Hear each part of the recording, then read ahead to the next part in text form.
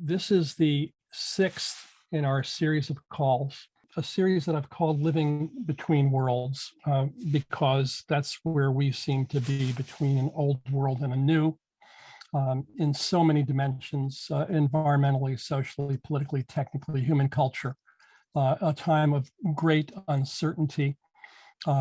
This call in particular falls in the middle of the Jewish high holidays, what are called the 10 days of awe between Rosh Hashanah, the Jewish New Year, and Yom Kippur, the Day of Atonement, which begins this evening. It's traditionally a time of reflection. And so rather than have a specific topic for this call, I actually want to use it as a time of reflection on some of the conversations that we've been having together and what's on your mind. The name Rosh Hashanah usually is translated as New Year. It could also be translated as the beginning of transformation, which I find is a very nice name to put on this period of personal reflection and taking stock and returning to core commitments and dedication for the year to come. I shared with you last time this quote, about 100-year-old quote from the Italian revolutionary Antonio Gramsci, who said, "The old world is dying and a new world is struggling to be born.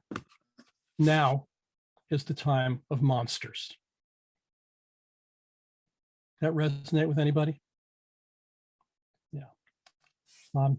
It's a time of great uncertainty. It's we're in what seems to be a historic moment. My friend Chauncey Bell calls it the end of an epoch. And I like to imagine, I don't like to imagine, but I imagine a historian 150 years from now writing about these times. And this will be a remarkable moment in human history, I suspect. None of us know what they're going to write. That's imponderable at this point, but it's interesting to speculate and imagine what worlds might be possible, what might be emerging from this moment, not in the sense of trying to predict anything, but trying to shape what will unfold from our actions and our commitments now. There's a second quote that I shared with you last time. It's from the Indian writer Arundhati Roy, and I know many of you are familiar with this. She said, "Another world is not only possible, she is on her way. On a quiet day, I can hear her breathing." And that offers a different mood than what Gramsci did. It's actually not the complete quote. It's the part we always hear, but it's not the complete quote. And I'll come back to that a little bit later in the conversation. Pardon me, I've got to admit people while we're doing this. So, in our previous calls, we've talked about systems change. We've talked about the structural defects of capitalism. We've talked about the moment that we're in with regard to climate and our relationship with the living world. We've talked about problem solving. And again, I'll quote Chauncey here, who decries the notion of problem solving. This is a disease of the modern mind, he would suggest, certainly a disease of the West, but maybe of the modern mind, because as soon as I say problem, what do you say? What's the next word that comes to mind? Feel free to unmute yourself and just pop off if you like. Solution. Nobody.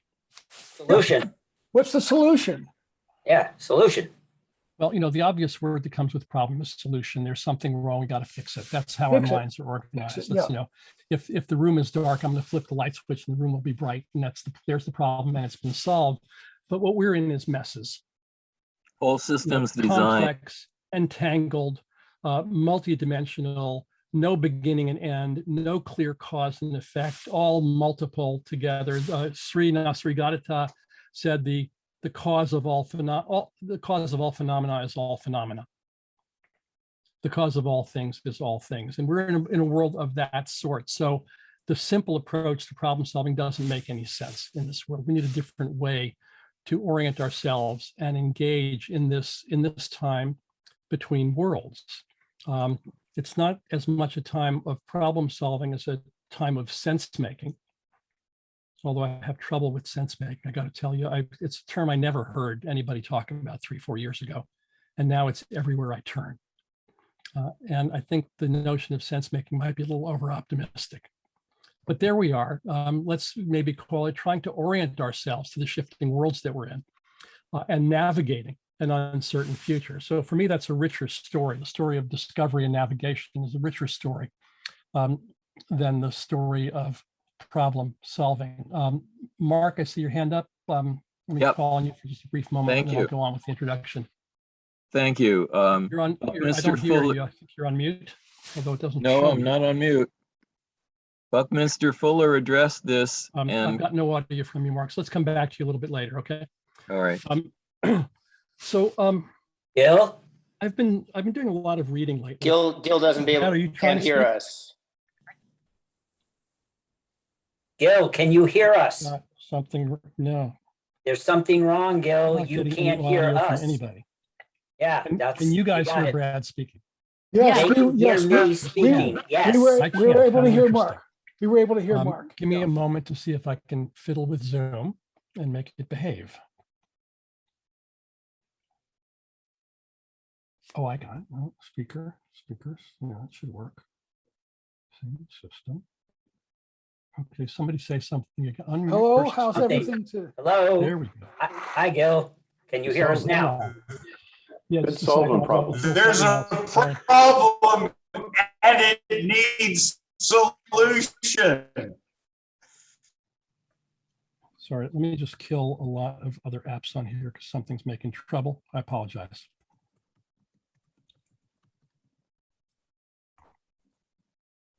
Okay, so have you heard anything that I've been saying, or has it been all cello Yeah, all we've the been time? Yes. we've heard everything you've been saying. Everything you said. Okay. You didn't hear anything we said.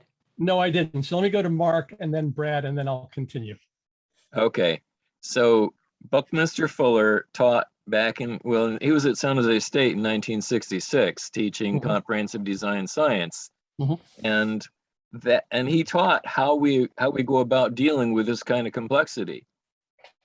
And after taking his course, later on, I found out about ecoregions and realized that we can design sustainable economies if we design within ecoregions, which are consistent patterns of ecosystems that were mapped by World Wildlife Fund and National Geographic around 2001. So what just happened here, folks? Problem, solution. It's automatic. We can't help ourselves when we do that. But Mark, you know, You look at the complexity. well, yeah, I was trying to address that part. Yeah. And I studied with Bucky 50 years ago. I got my start in this work there.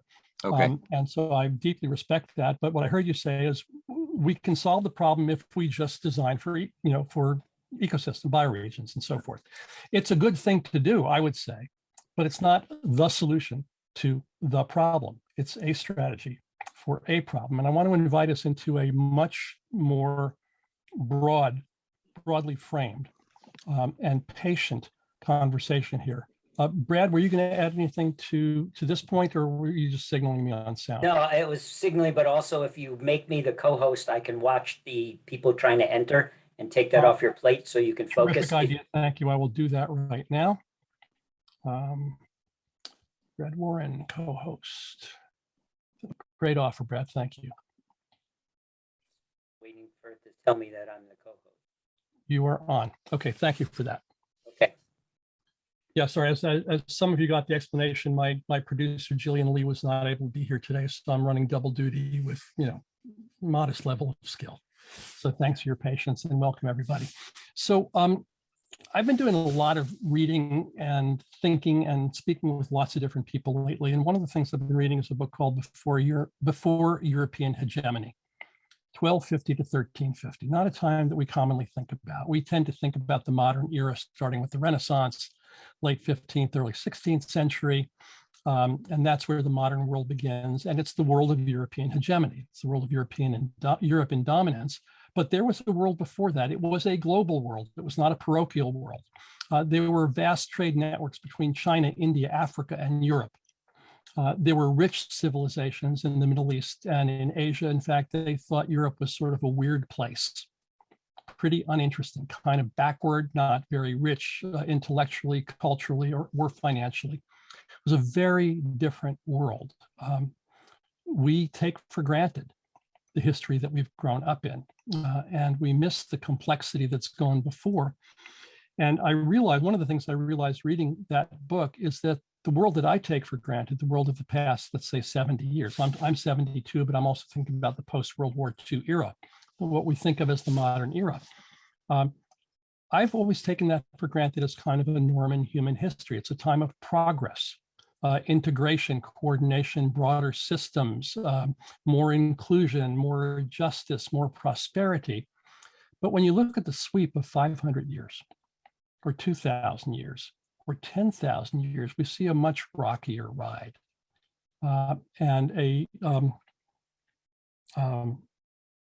and less confidence that the patterns that we've lived in for the past 50 or 70 or 100 years are going to continue for the next 50 or 70 or 100 or 200 years. And it's just very, it generates for me a very different mood, one that's, partly somber, partly anxious, partly ambitious, because the transition between old and new is not only a demise of certain things, it's an opening to new dimensions that we can barely imagine now. So that's kind of the mood that I'm in now. And the challenges are deep. The stack is deep. We've talked about this before. It's not just climate and COVID and late capitalism and the fraying of social fabrics around the world, and the potential rise of fascism, technology disruptions, cultural changes in so many dimensions. Even if you go into just one of them, the COVID pandemic, which my teacher and friend Fernando Flores likes to talk about as the pandemic era, not a particular pandemic, but a time in which we may see the rise and propagation of more pandemics in the world. The conditions that give rise to it, the increasing penetration of human settlements into wildlands, the dissolution of the barrier between humans and other species, growing human scale and density, growing international transportation, arguably the decline of the human immune system in the face of what we are doing to the environment and to agriculture and our food systems, decline of soils, decline of biodiversity. The list goes on. This is the stack of messes. These things can contribute to the rise of those circumstances. And so, if you think we weren't ready for COVID, you need to think about, maybe, are we ready for the next 1 or 2 or 10 pandemics that we may see? And what disruptions does that mean for us? And what opportunities does that open for us? Bucky, who Mark mentioned before, said years ago that when he looks at the world, it looks to him like it's completely touch and go. It could go either way. Each one of us, he said, can make the difference. That is why I do what I do, he said. And for me, that is why I do what I do. So David, I see your hand. Let me say a couple more things, and I'll come to you if you just bear with me for a moment. Just want to do a little bit more by way of setting this up. So all of us bring to the conversations that we have critical concerns, things that we deeply care about. And maybe we imagine critical paths to address those concerns. So just in the interest of disclosure and to kind of kick off the conversation, let me share with you mine. If I can get Zoom once again to behave itself. Hello. Sorry, my controls keep moving around. Let's go back to the screen here. We've talked about some of these before. So this is, sort of the world that I'm living in. Some are fairly obvious. Most of my work over the past 30 years has been working with business, mostly with large corporations, as well as small companies and cities. And the critical path that I see there, and this is showing up in work with our clients, is reducing the footprint, the physical footprint on the living world, reorienting strategy around purpose, and I would say climate and circularity become parts of that. Changing the way that we coordinate our practices in language, in organizations, and rethinking how we share the value and wealth that is generated by human economic activity. For me, that's the short list of all the business strategies that I'm looking at. Second, in the realm of policy, what we call the free market lies. We need to get the prices right, and that means killing the subsidies, which vastly exceed our military budget, which is already pretty big. We need to face the defects, what I call the structural defects of capitalism. And those are the easy to see outside pieces, but also is how we live with each other, how we live with ourselves, how we live with each other, how we live with the living world. And this is a matter of relationships and conversations and listening. And we'll come back to listening more as we go. Surrounding or underlying this all is the living world. And this is not a question of being nice to the climate or taking care of the environment, but actually recognizing that we belong to a living world. We are living creatures in a living world, as Bruno Latour would talk about. That's a very different kind of relationship than we have lived in for at least many centuries, if not longer than that.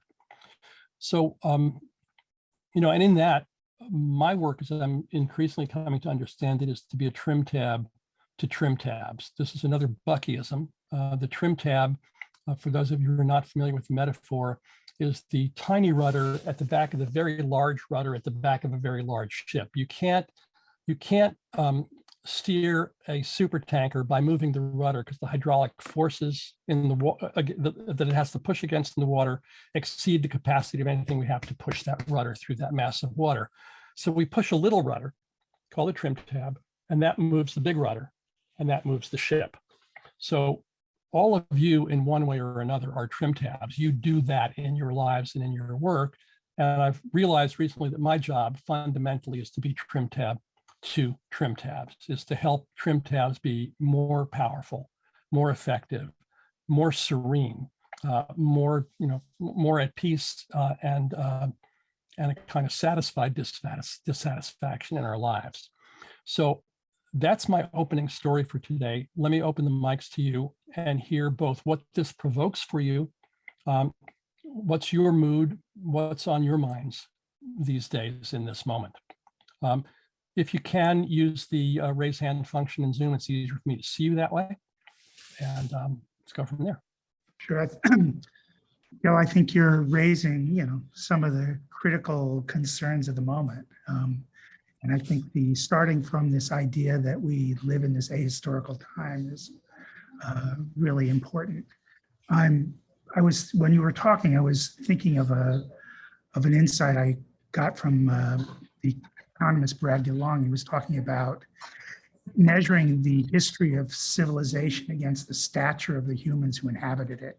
And he made the remark that as far as we can tell archaeologically, the first cities in the Tigris and Euphrates emerged 8 to 10,000 years ago, and the transition from hunter-gathering to urbanized or semi-urbanized or whatever we want to call the social organizations was accompanied with a massive loss in average skeletal height and weight, and which he associates the food difference between having a rich and varied and abundant variety of foods to eat and the accompanying nutrition that comes to it, to being the majority of people being forced into a diet primarily of grain.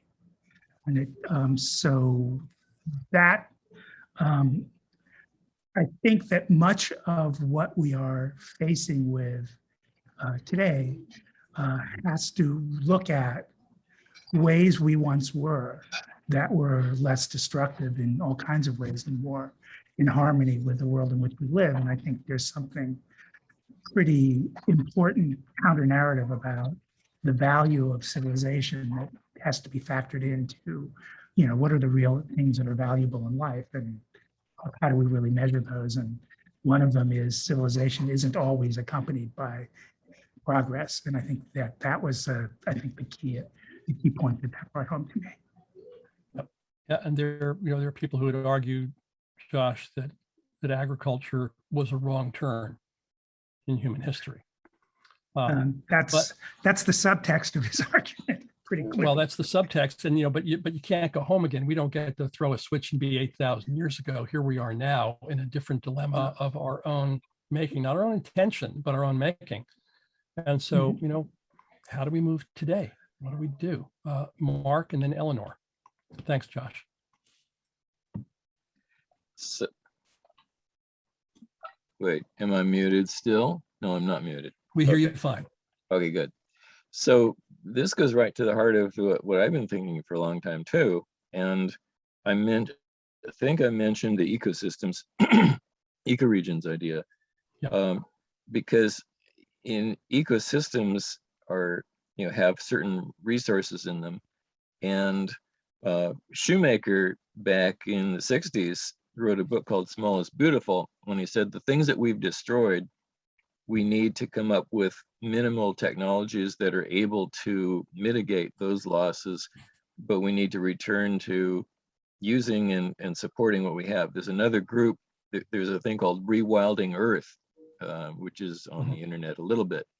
And their permaculture is basically framed by looking at the different indigenous methods of growing food or harvesting food.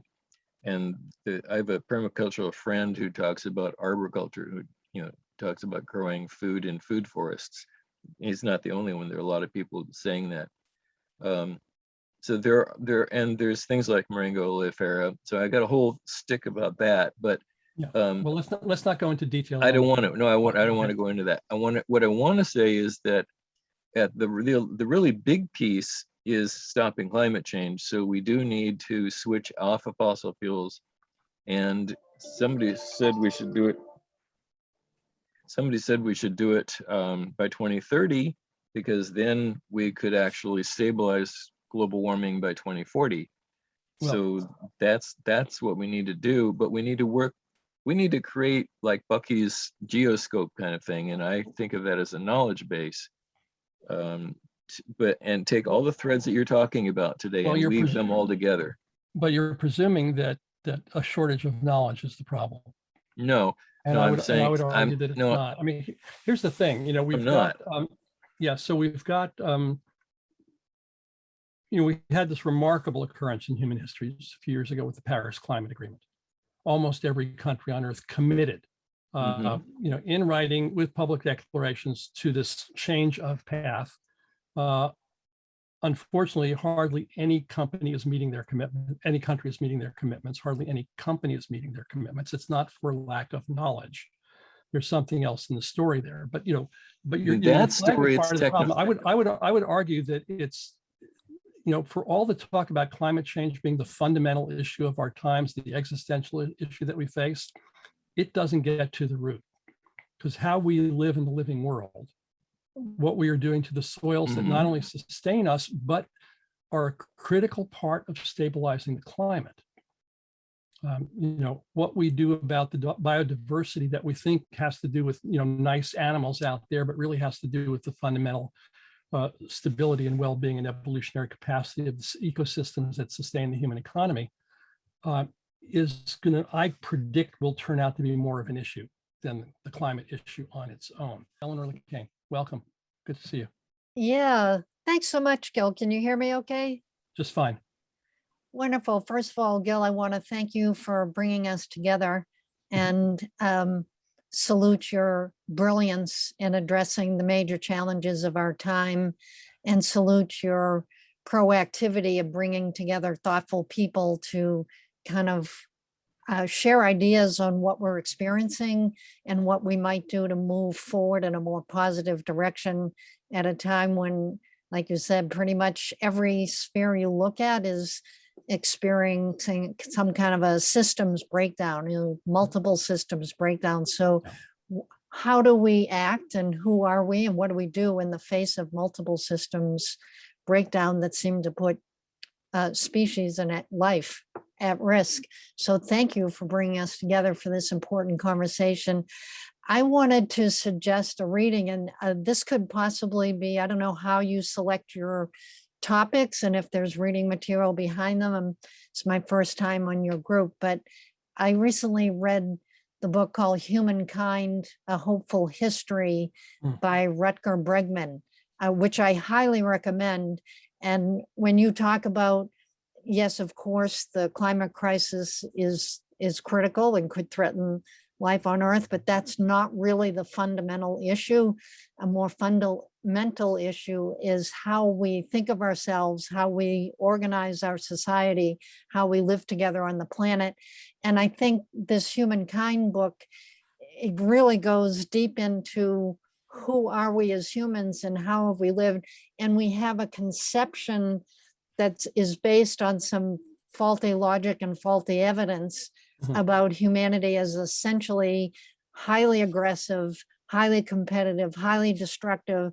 And we organize an economic system, we organize our governance around that faulty assumption. The whole thing, the survival of the fittest, is actually not accurate. It's more, the innateness of people needing to cooperate to survive is actually a much more common experience in human history. So I would suggest not to get into all that right now, but I would suggest that we as a community here read the book Humankind, and then in a week or two. Thank you. Would you put that in the chat so people can track it down? I'll be adding a couple of other suggested readings later on. I invite any of you who have something that's been really compelling, life-changing, disorienting for you, share it with the rest of us, please. Thank you, Eleanor. Elena, and then Bob Hall, and then John Duval, and then we'll cycle back around to David and Jesse, see if we can get you guys in. Elena, welcome. Hi, and thank you. Can you hear me? Yep. I work a lot with Stafford Beer's viable system model.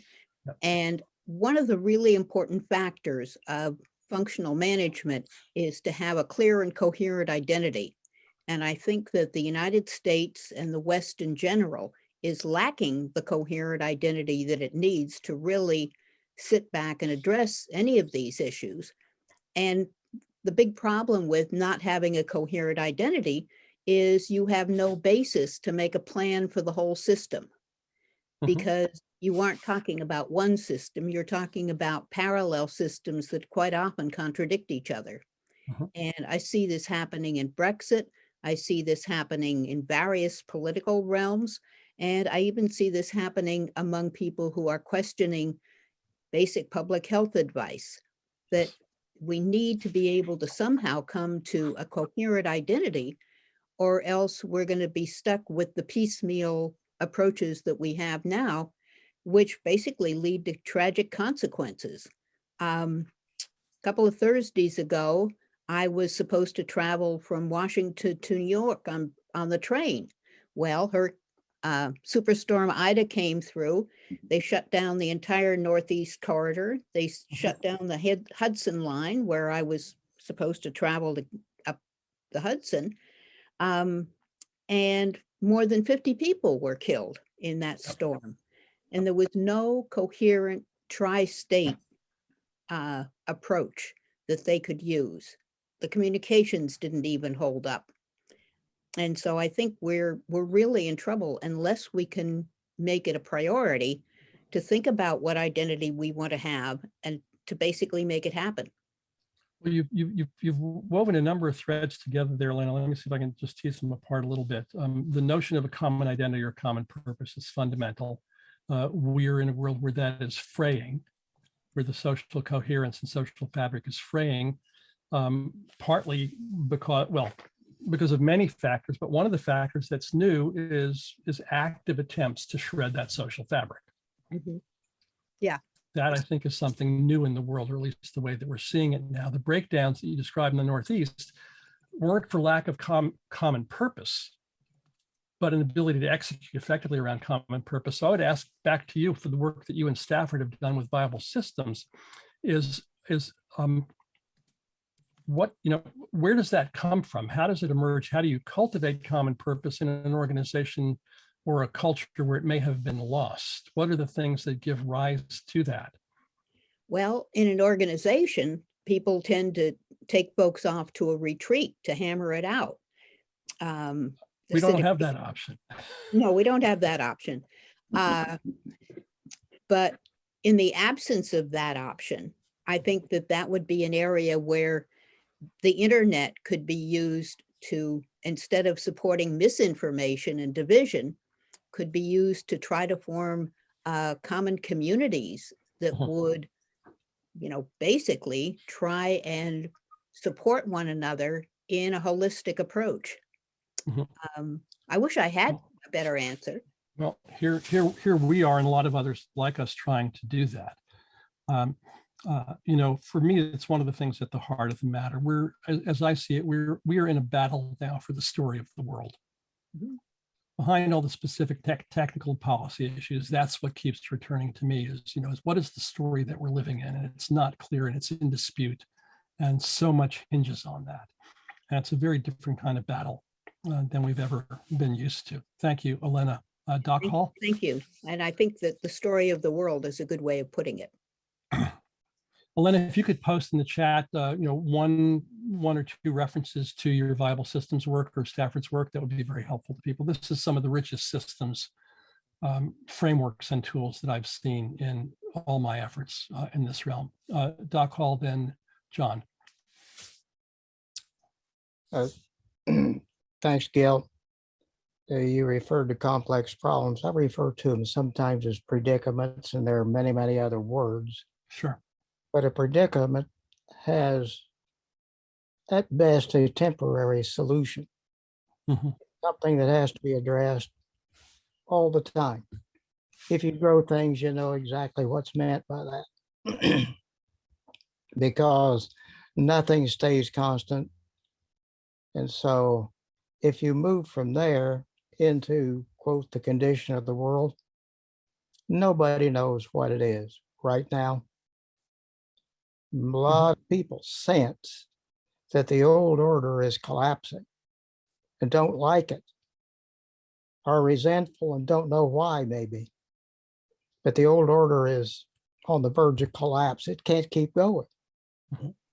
And so if we're to come up with something different, then you go deep.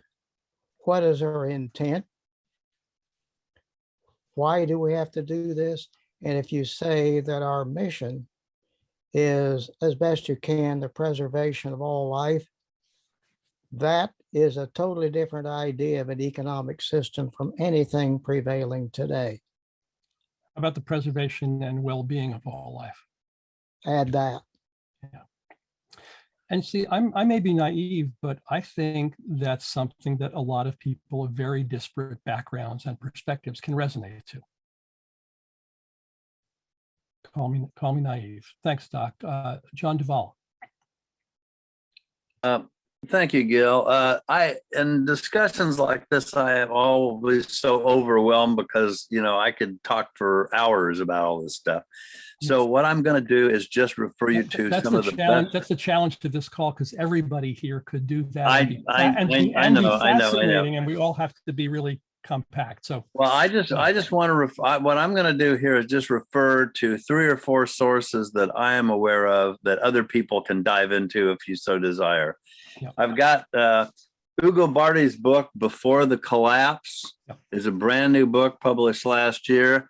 Bardi is a systems thinker who is kind of taking up where the limits to growth left off and reinterpreting for our current state of affairs. He's an Italian professor. Richard Heinberg's book, Power, which just came out this year, is a brand new book in which Heinberg talks about all different levels of power, from energy to government to economics. A great article I ran across, which I posted in the chat, is an analysis of the potential for the formation of nodes of lasting complexity or persisting complexity, which it talks about where in the world, if you really want to survive the next century, where in the world should you be? Because a lot of places are simply not going to be sustainable or resilient in the face of all the bad. I've been playing that game a little bit, and it feels like trying to time the market. Well, I understand. And the last thing I want to mention are the writings of Joanna Macy and Carolyn Baker, who write about grieving. They're not trying to solve problems or overcome predicaments. They're saying we're really screwed. We're heading down a very dark tunnel, and it's a little bit like a cancer diagnosis. Our society has got a cancer diagnosis, all of us do. Yeah. And it's just a matter of learning to live with that grieving, which is a very, very powerful emotional place to come from. Yep. So You know, that's my thank you for contribution. that. You know, some of you know that my wife Jane, I think she's on the call here, got a cancer diagnosis seven and a half years ago, and there was grieving and there was fear. And one of the things that we sorted out as our way to enter into this new part of our lives was what I called no anticipatory freak out. There'll be plenty to be upset about and be scared about and be uncertain about along the years to follow. But to stand there in whatever it was, February of 2014, and think we know what's going to be happening 5 years from now and be worried about that, you know, just sapped our energy and our focus and our ability to move. And so I just raise that because for me, there's a difference between grieving now for what we've already lost and what we're losing now. You know, and being uncertain about what's to come. But I'm not with the folks who say that we are absolutely doomed to collapse, because I know we can't predict the future. And it might be worse than we imagine. It might be better than we imagine. It will probably be different in many ways that we imagine. And so that's not where my focus goes. That said, you know, I'm a Western male who avoids grief. I'd rather not talk about grief. I'd rather put on a happy face or look for the bright side or find the optimistic path through. So what you're saying and the work that Joanna is doing is deeply important to ground us in the present reality, without which we can't move into any kind of future. So thank you for raising that. Again, reminder, people, if you want to share books, stick them in the post. Jan, I'm going to come to you in a minute. I want to go back and see if we can get David Schonbrun back in the conversation. David's been waiting for a while. And Jesse, yes, I got you next. Let's see if this is working. It's working well. Go ahead, go for it. Great. I want to go into that darkness of the present that particularly men avoid. Mm-hmm. I believe that there is a discussion just like this one that has occurred at the level of the World Economic Forum, where they set out a problem statement and decided that they were going to do something to make the world more sustainable, which essentially meant grabbing power and moving towards a much smaller population and control over that population. And I have reason to believe that this pandemic is a planned effort on the part of these global elites that will end up as a global depopulation effort. So I recognize that that's a radical thing to say in this context, but I want to point out the parallels to the topics that we've been discussing here. Mm-hmm. Problem solving, the rise of fascism, the pandemic, and the unsustainability of current population levels and current standard of living. And I believe that what we're seeing is an effort by global elites to solve these problems by disposing of many of us. David, I would, you know, we can't go into that in detail here, but I would ask you if you can ground any of those assertions, you know, share references that people could look at if they're interested. That would be very helpful. Sure. I think that's something we need in this time. I don't know that this is a, I mean, I don't know if you're right or not. I don't know if this is a willful effort to destroy, but I think what is clear is what Bruno Latour talked about in his remarkable book, Down to Earth, which I highly recommend, is that we've seen a kind of rupture in human solidarity in which the elites are basically, you know, pulling up the ladders and setting out the lifeboats and saying, well, the hell with the rest of you. There's, the game of the game of a common game has been broken, and we see, one example of that is is zillionaires, buying retreats or seastead communities or underground bunkers, and the prepper mentality at different levels of the society. There's this break of the common story, what Doris Lessing called the substance of we feeling in the remarkable Shikasta series. So it's hard to prove motive, but I think it's possible to observe that phenomenon of a divide in human interest at planetary scale that's worth very much talking about. Thank you for raising that, Jesse Henshaw. Take off mute, Jesse, please. Yeah. There you go. So, yeah, I like the way you introduced the discussion with the analogy of the trim tabs, but for the trim tab to work, it's got to be in the water and connected to the rudder and use the water for leverage.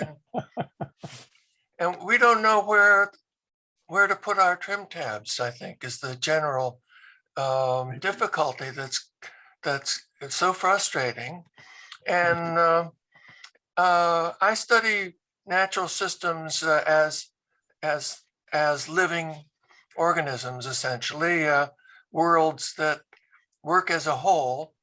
And when pushed to their limits, they tend to break down in every part at once because each part tries to compensate for the strains on others. And so you get what has long previously been called a plague of plagues. Yes. In a system that pushed to its limits. And we see other signs of it in how the economy is forcing people to produce more and more with less and less, as if bricks without straw. So I think that this is something we've been telling stories about for a long time.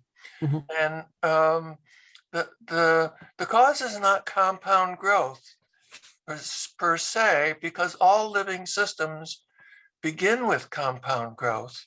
Mm-hmm. And it depends on where you put your money, into more growth after it's reached its limit, as we are at present, or into healing the earth. Mm-hmm. So in short order, there's a technical solution that we can't capture to move the investment of the profits of the earth into saving the earth, unless we do some massive cultural transformation, because interfering with profits is sort of sacred territory, but that's what we need to do. So, well, the cultural change that would allow that is where we could put our trim tabs. So, yep. Jesse, from your vantage point, what's your mood in this era? Oh, well, I'm happy to be finally engaged. I spent 40 years waiting for this point to come. Mm-hmm. I saw it coming a long way off, that we would come to the collective crisis. And I have a couple of links I can put in the chat. One is to the top 100 global crises growing with growth. In case we don't have enough of them to think about, please do that. And then one that, and my let's see, where did it go? Chat. Okay. And the other is to my journal, my research notes journal. Thank you. Where there's discussion of what I see as the cultural evolution that could turn us around. Yeah, thank you for that. Yeah, please do that.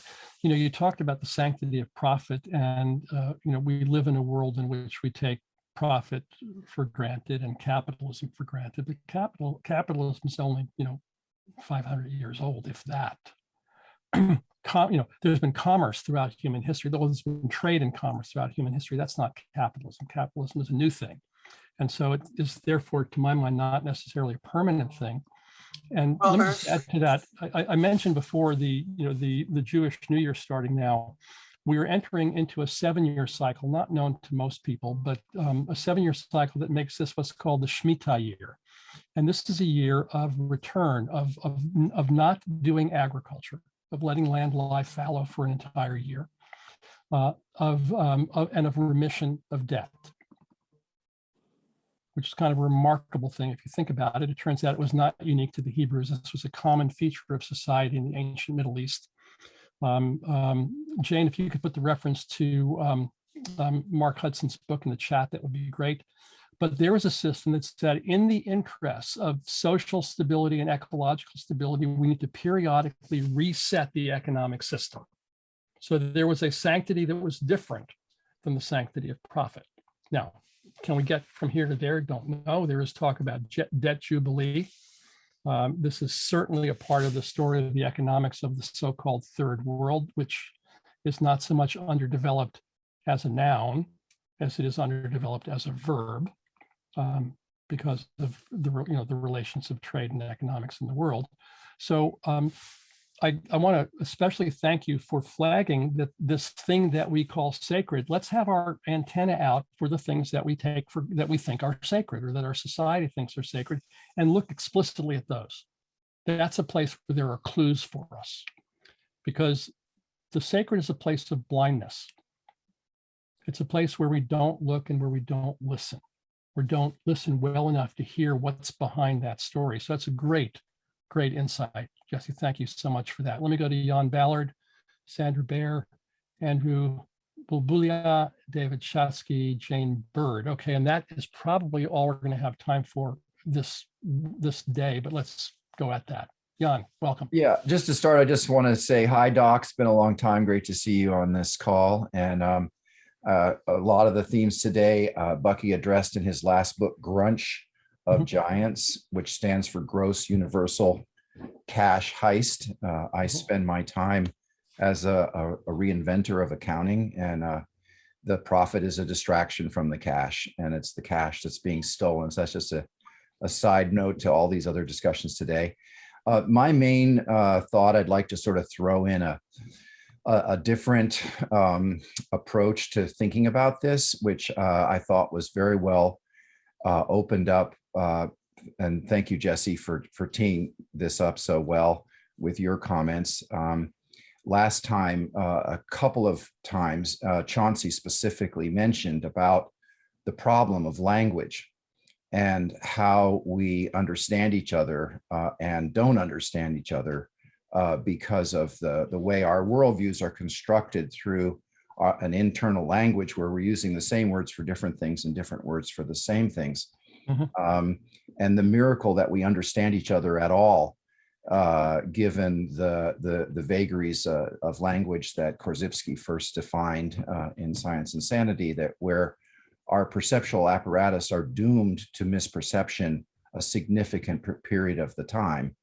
And that, for instance, we make ourselves sick by having these thoughts about how we are, like you were talking with you and Jane.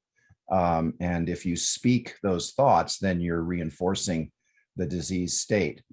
So, Jan, what if we language that slightly differently? Instead of saying we're doomed to misperceptions, saying that we inevitably live in interpretations. Yes, rather than in facts, and that's right. That's just a given. It's not good or bad. It's just what we do. But noticing that, right, and having a listening to our own interpretations and to what might be the interpretations behind what other people are saying, starts to open something up. And that leads to my main point, which when I was studying the systems of communication in the 70s, it just became clear to me that the issue in our world is that as small groups of people from, say, 2 to 6, we make shitty decisions all the time. And we don't have a way of validating the truth of what one another is seeing versus what's the misdirection. And so I've thought a lot about that particular problem. And I want to suggest a direction that runs parallel to a lot of the doing, which is actually to intentionally develop a shared language. I like Alexander's pattern language approach, even though, of course, his book Pattern Language was never reiterated, so it violated the fundamental principle of pattern language, which is it's always a tentative understanding. So I'd like to throw out an idea that I've been working on for many, many years, which is to develop an index of all indexes and a new language. And I've actually Jan, keep it. This could go very wide. So keep it. No, Please I'm keep it just very I'm just compact, going to if you would. throw out a thought to people, which is that we engage together in the co-creation of an intentional language, and we begin to develop a pattern language about this discussion, all the words that we're using here, and that we begin to develop a way to know each other and ourselves a little differently by having patterns that we can all do in common. So I'm throwing out the idea here to this group that we could collectively generate a pattern language. And I would very much like feedback on this index of indexes that I've developed as a way of getting at that. And I'm interested if anybody else is interested. Please give us a link in the chat and a way for people to reach you if they'd like to follow up on that. Okay. I would suggest, David, before I get to you for a moment, that whatever we do about developing languages, there's also the language that we're in, and how we listen. And I would invite you, and this is from work that I've been doing with Chauncey and Fernando Flores and others, to listen both to the speech of others, but also to your own speech, and notice the difference between when you make assertions and when you make assessments. Between when you make statements that can be tested, grounded, verified against something external in the world, and when it's something that is your interpretation or opinion. Not that there's anything wrong with that, but those are very different kind of statements. I mean, one of the things that we deal with, I think anybody who lives with somebody else has had the experience of one person saying, "It's hot in here," and the other person saying, "No, it's not, I'm actually cold." Well, what are those? No, those are assertions. Those can't be. What can be tested is that it's 68 degrees in the house. Let's raise it to 70. But I'm hot, I'm cold is entirely subjective, interpretive, not wrong. Right. It's the real experience. But if you argue over is it hot, is it cold, you're not going to get anywhere. Exactly.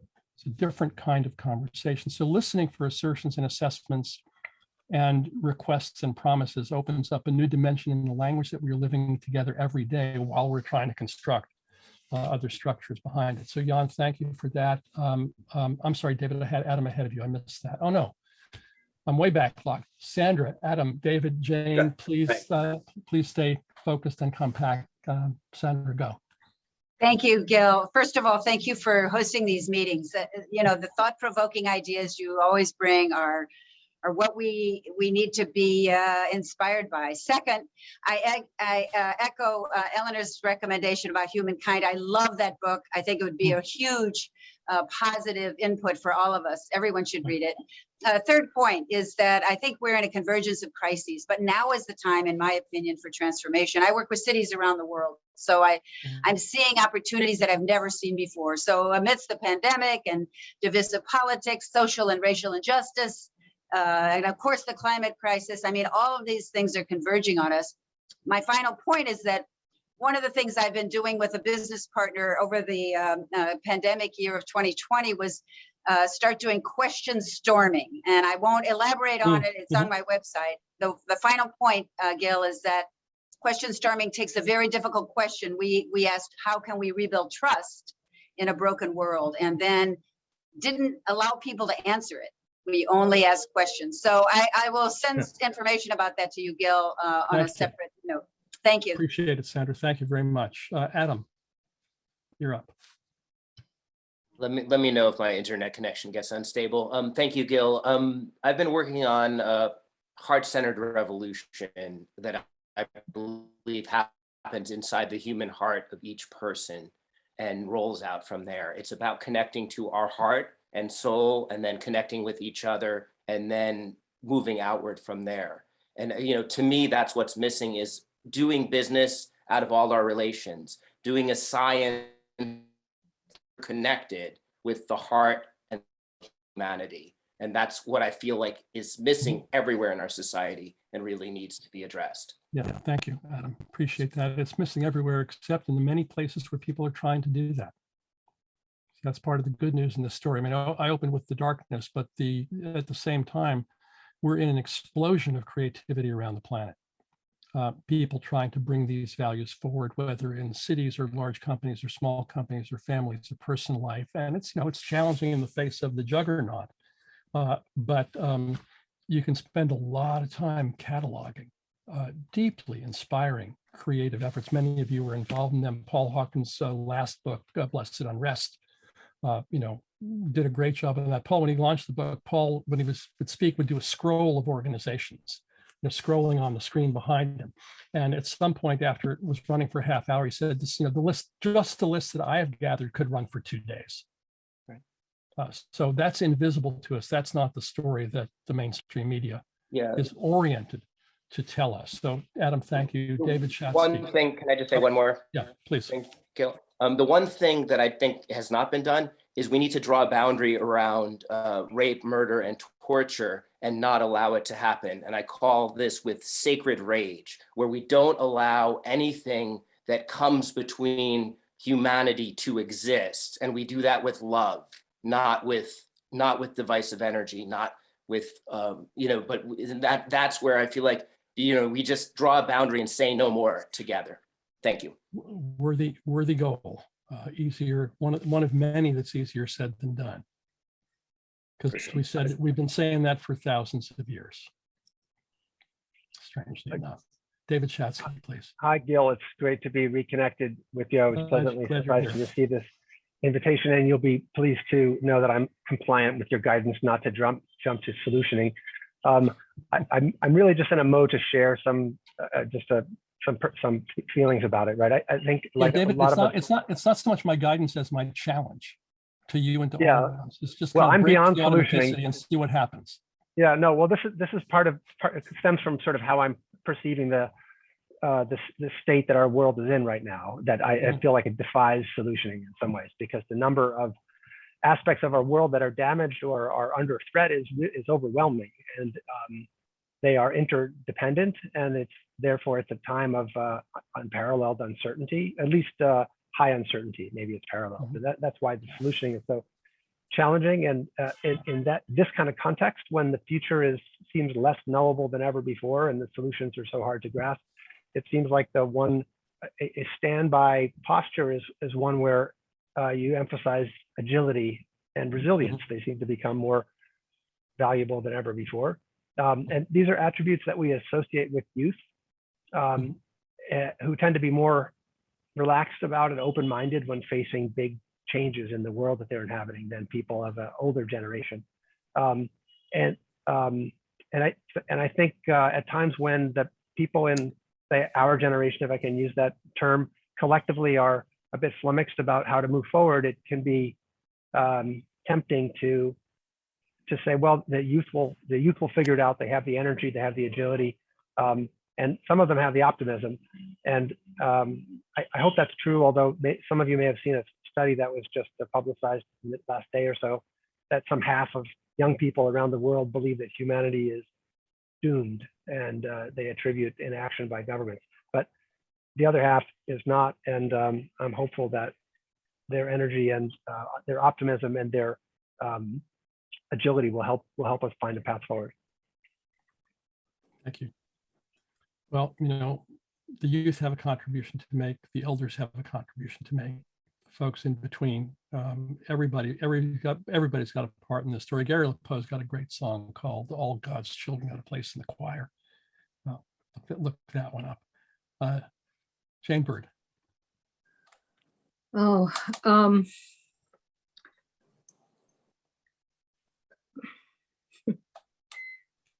there's nothing wrong with silence. Yeah. Sometimes I feel present at the birth of a world whose mother is dying.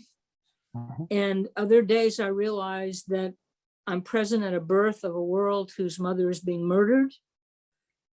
And it's an anguishing, it's an anguish to take in the intentional as well as ignorant destruction of the biosphere and what's here. And I feel we really, at the human level, really have to build trust. People have lost trust in the efficacy of solutions for a long, long time. And the world is watching the experiment with democracy in the United States. And I think an awful lot of trust towards our future depends on how the experiment in the United States goes. And I can imagine that there's such distancing that human beings are capable of, that the scenario that David Schonbrun brought to the table of intentional depopulating of people is entirely imaginable. It's entirely imaginable. We do that now in policy. That's the terrifying thing about it, Jane, is not whether it's true or not, or whether David can document it or not, but the fact that it lands with some credibility.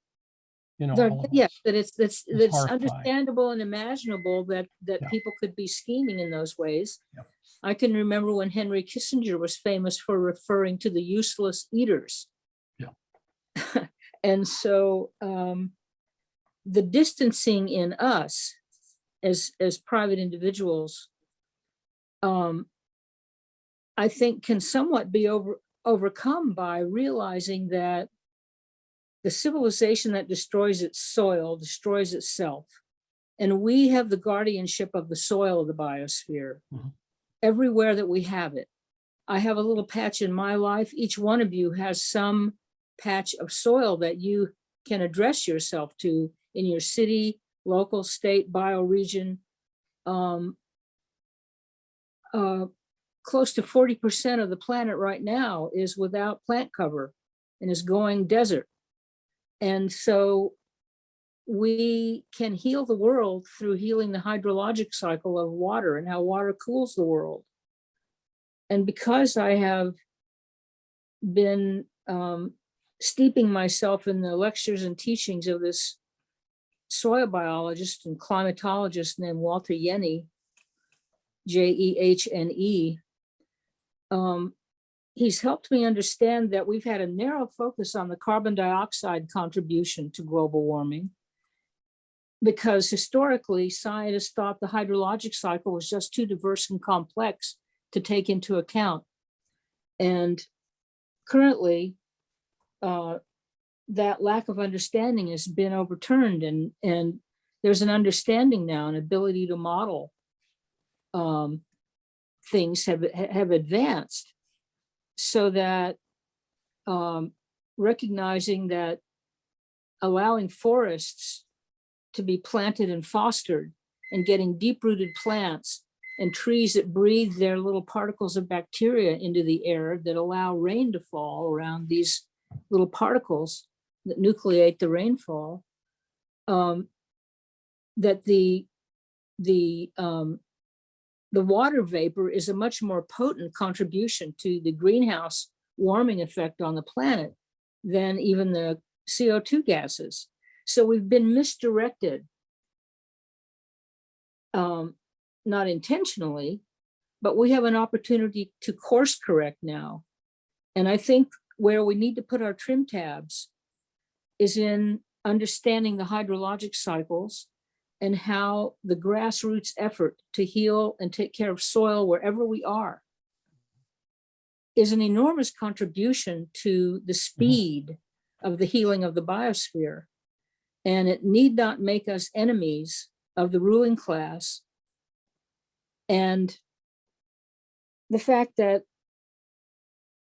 governments that issue currency can never run out of money, that our money systems are screwed up in our thinking to the point where we think a government like the United States has to raise tax revenues to have money to spend, when it in fact is the issuer of the currency. So we don't have to tax the rich to get the money to operate. We have to tax the rich for the moral authority it provides and to end the political gap of wealth disparity that generates political power, what we call political power and coercion. So we have a great future in dissolving these old lines of conflict that are create needless enemies. And I really think we have to befriend the elite and help them gain an understanding that we don't need to threaten them and frighten them into their need to get rid of us. Deep breath, everybody. So that's something we get to talk about over the dinner table tonight a little bit more. What strikes me, Jane, about what you said is just the shift in the mood in me from the anger and indignation over what the elites may be cooking up to us, and the sense of just absolute wonder at the notion that bacteria emitted from the stomata of leaves in forests provide nucleating particles for the rain, and the forests call in the rain. And the cloud cover.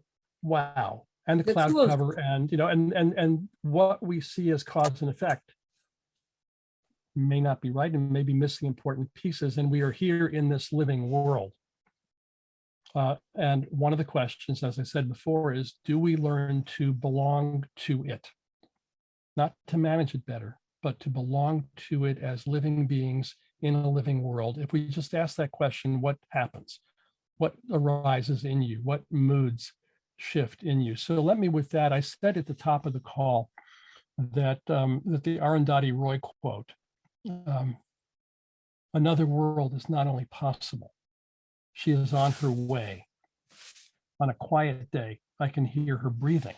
You've all heard that before. I just discovered this week that that's the second half of the quote. Let me see if I can get Zoom to behave itself here. And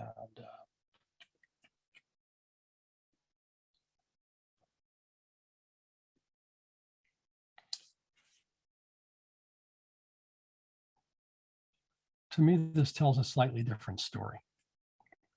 The system will collapse if we refuse to buy what they are selling, their ideas, their version of history, their wars, their weapons, underscore here their notion of inevitability. Remember this, we be many and they be few. They need us more than they need them. That's the setup. And then another world is not only possible. She is on her way.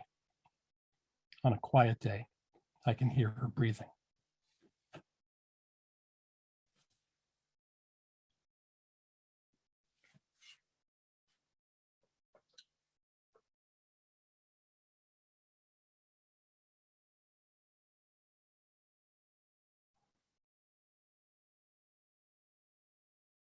For me, that was profound discovery. How's it landing for you?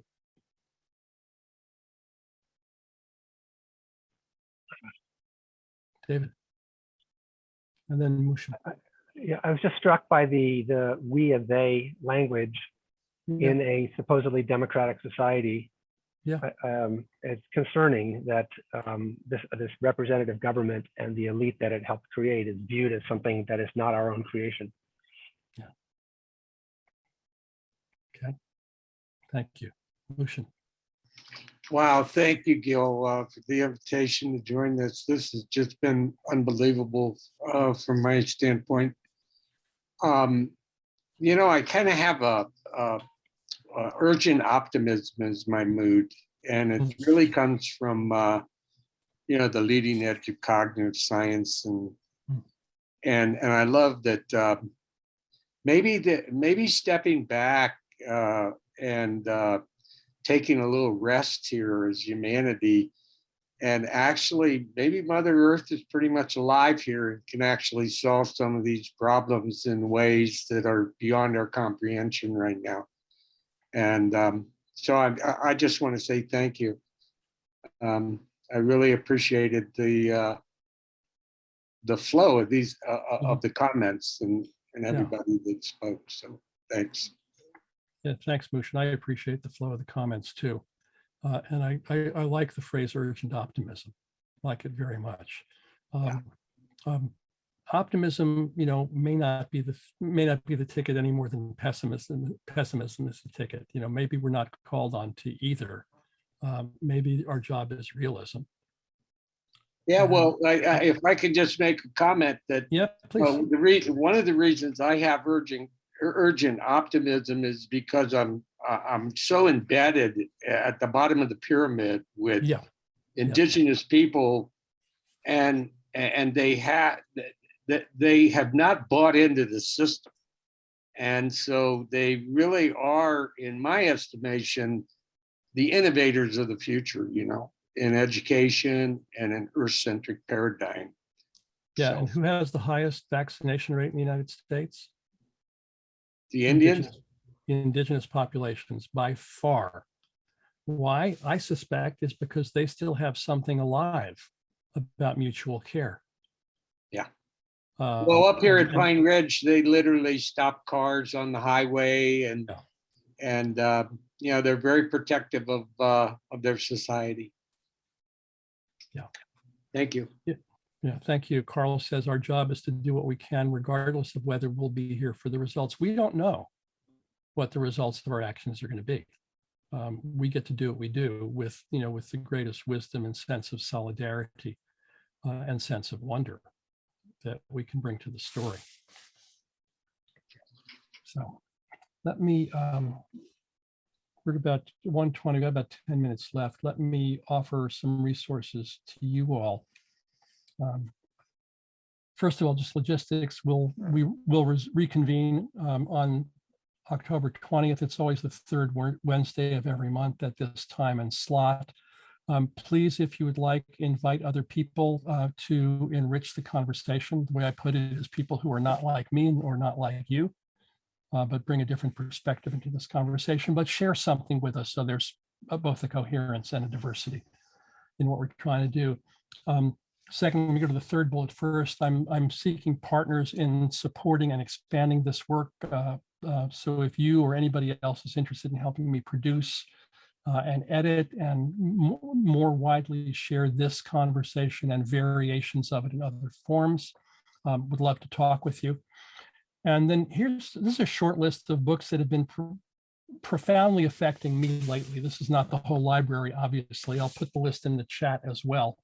But these are some of the things that have been contributing to many of the thoughts and ideas that I've been sharing with you. And once again, I would invite you, all of you, if you'd care to share what's affecting you with others in this community. We're not going to be sending out the chat as we have done before. So if you want to get a copy of the chat, use the 3 dots in the lower right-hand corner of your chat screen and save it. That will give you everything that's in it. If you want people to contact you directly, put your contact information in there. I'm not going to share your emails with you because I don't have permission with you all because I don't have permission to do that. But I will email you out